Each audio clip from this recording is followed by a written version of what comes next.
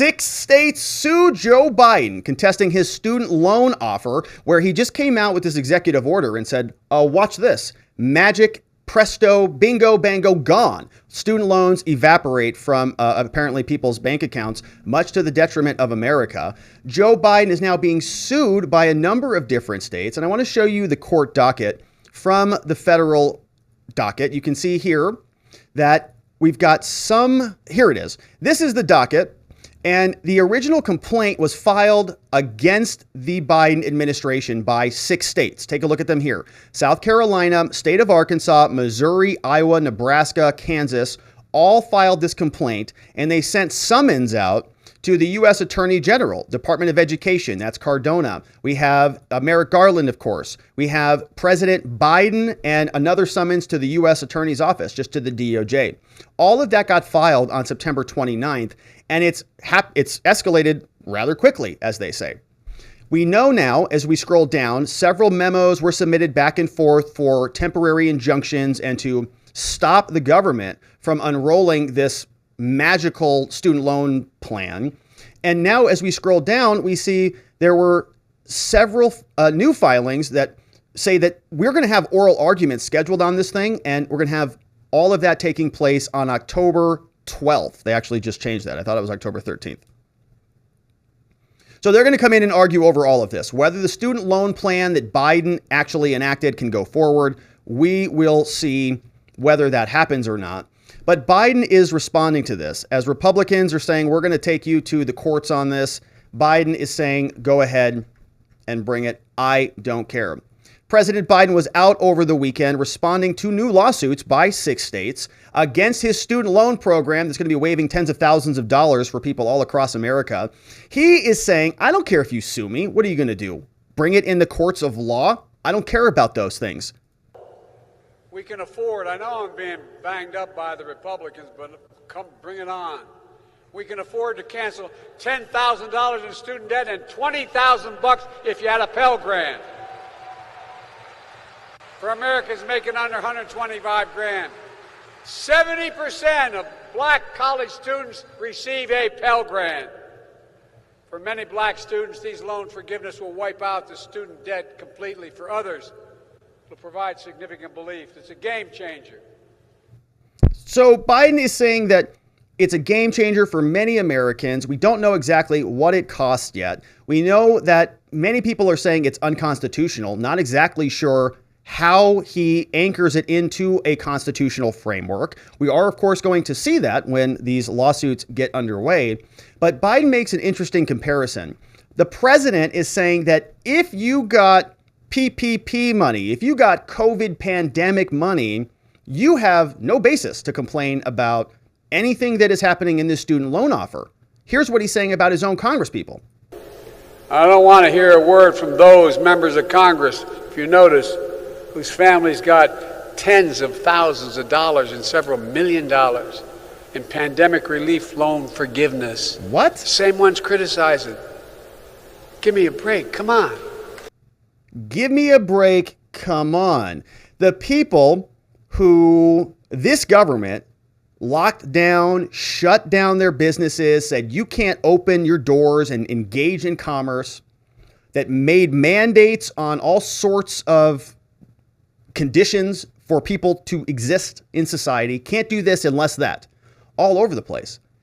They literally stopped the economy. Then he's saying that the money that they gave to people so that businesses didn't fire millions of people is analogous to the government just evaporating with a pen some loans that some college students got elsewhere around the country out of their own voluntary contract, out of their own free will and free volition, that they're equivalent, that they're analogs. And so that the congresspeople who got a bunch of money are the same as the government just writing off massive sums of money to college students when they're not the same thing at all. But he is so delusional that he makes those two comparisons and then he shoves them together. But that is Joe Biden, who doesn't know much about anything, saying that Republicans, I guess, are criticizing him erroneously because they got money when the government shut them down and stole their economic liberty away from them. Maybe that's what's happened to these college students. Is that what his argument is? Many questions about how much these student loans will cost. Nobody really knows what the final number is. CNN was talking to this woman from the White House about this, saying, do you have final numbers on this? Many people saying it's going to cost like $400 billion. Typically, if you're going to spend $400 billion, that would require an act of Congress because the power of the purse resides with the legislative branch. And if we're going to actually have a functional democracy with co-equal branches of government with separations of power, we would want to ensure that the appropriate agencies that have the appropriate responsibilities for those things are actually doing them. So that the White House doesn't have new precedent to just go pass $400 billion expenditures with the stroke of a pen, tying it to some antiquated old provision under the COVID protocols for a pandemic that Joe Biden said when he was meandering around in Detroit was not even ongoing. What does it cost? Do you have the numbers? Real quickly, too, when will we have those? I know the White House is still working on some of its numbers because I know we have other topics we want to get to. When are we going to have those numbers? Well, the White House is continuing to work on all of the details of this. We will have a rollout in a few weeks to make sure that people can go into the portal and they can apply for this relief. We have to remember this is not automatic relief, so we don't expect that all 40 million eligible borrowers will take advantage of this. They will have to go in and apply for this relief. And we know with other programs that the government has rolled out, we've not seen numbers near 90%. It will be very surprising if those numbers are near 90%, but we certainly are prepared for that. And it's our hope that as many people as possible, nearly 40 million people, almost half, who will have the chance to have their debt completely wiped out, will take advantage of this program. All right, so we'll keep looking for those numbers. Yeah, we'll keep looking for those numbers is what she said. Yeah, so we have no numbers? Oh, great. Yeah, so 40 million, 40 this, whatever your number. What's the final bill? Because we know when the government passes big fat bills like $1.2 trillion of economic stimulus or economic affordable whatever, it really has consequences. Everybody's milk costs $10 a gallon. It's ridiculous. White House keeps spending money like they don't even care. They're not even concerned about it. Even CNN wants to know, what is the final bill? Now we have the actual lawsuit to get into, and so let's get this one queued up. 6 states suing the Biden administration. You see a 36-page complaint filed by Nebraska, Missouri, Arkansas, Iowa, Kansas, and South Carolina. Big freedom shout-outs to all of our brother and sister states out there versus Joe Biden, Miguel Cardona from Secretary, U.S. Department of Education, and others. They're suing over these student loans. They're saying, hey, Biden, guess what? The economy is not well. Per the last report from the Bureau of Labor Statistics, the real hourly average earnings are down 3.4%. From August 2021 to 2022, the latest numbers are available. Guess what? Food has gone up 11.4%. Groceries gone up 13.5%. Gas is up 25.6%. Electricity 15.8%. And there is no sign of relief either over there in the Biden world. They say on September 21, 2022, the Federal Reserve Board, they projected that the unemployment rate would increase over the next year. Inflation, they say, it's likely to be above 5% for the year, and the economy is struggling along barely with a pulse. The burden of the economic loss and price increases are going to hit those who can least afford it, aka the working class and the poor. In the face of this out-of-control inflation, job loss, and recession, the Biden administration's response is to give Mr. Trevino and those like him up to $20,000. The administration is going to do that by canceling 10 to 20 grand of student loans for individuals making less than $125K or $250 for married. The majority of this mass debt cancellation is going to accrue to people in the top 60% of income distribution. In addition to being economically unwise and downright unfair, the Biden administration's mass debt cancellation is yet another example of an unlawful line of regulatory action, saying that no statute permits Biden to unilaterally relieve millions of people of their student loans. Yet the administration's mass debt cancellation does precisely that. Determined to pursue this, the administration has resorted to a federal law whose purpose is to provide relief to individuals who suffered from an emergency like 9/11, all right, or who were serving their countries overseas. That law is known as the HEROES Act, had been previously used by the Department of Education, saying it's inconceivable that when it passed the HEROES Act, that Congress thought it was authorizing across-the-board debt cancellation. Why would Congress do that?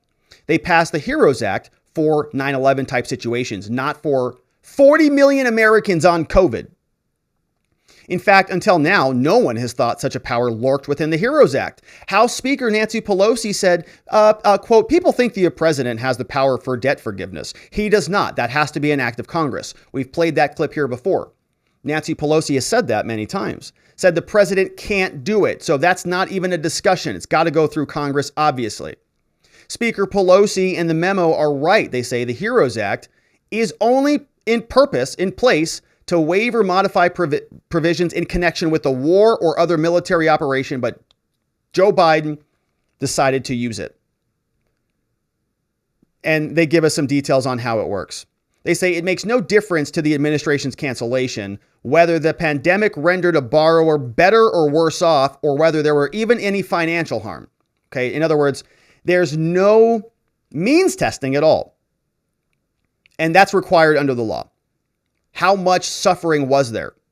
Thus, the states are arguing, they say, the mass debt cancellation is not even remotely tailored to address the effect of the pandemic on the student loans. HEROES Act requires that. There's got to be a nexus between the two. You can't just give out a bunch of free money and expect it to not matter. The mass debt cancellation instead disregards the act's objective and the express requirements.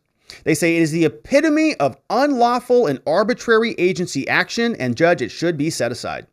So I love all of that. Now, we'll fly through the rest of this. Most of this is going to be some heavy lifting. We see Eric Schmidt is going to be 43rd Attorney General, Nevada. They tell us Peterson, Nebraska, Missouri. We've got all the different states, not countries, listed there. So all the parties who are involved, fly through that. The jurisdiction and the venue exist. We have some factual allegations talking about the long-standing movement to try to get student loans thrown out. And so all of this is going to be some heavy lifting. Now we're going to fly through sort of the rest of this here and see what the conclusion is looking like, because the prayer for relief and the arbitrary and capricious language. This is some good stuff here. Now, they tell us, right, that agencies can be unconstitutional if they act in an arbitrary and capricious manner. And they say that's exactly what happened here. Exactly what happened. The mass debt cancellation, the reliance on the HEROES Act, is not the product of reasoned decision making. So it is arbitrary and capricious. It's just a bunch of bureaucrats sitting around an office somewhere just saying, well, what do we need to do for politics in order to win the next election? That's not good policy. And if they're doing something that is so far outside of the bounds, outside of the scope of the law, it's arbitrary and capricious. And you can just say it's not valid.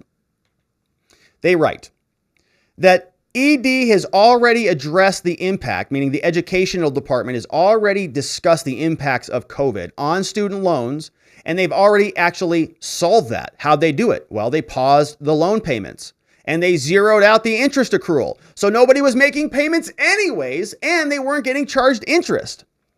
So the pandemic effects have already been mitigated. Why do you need to give them another $10,000, $20,000 of money? Given that, the agency has not explained why the mass debt cancellation is also needed.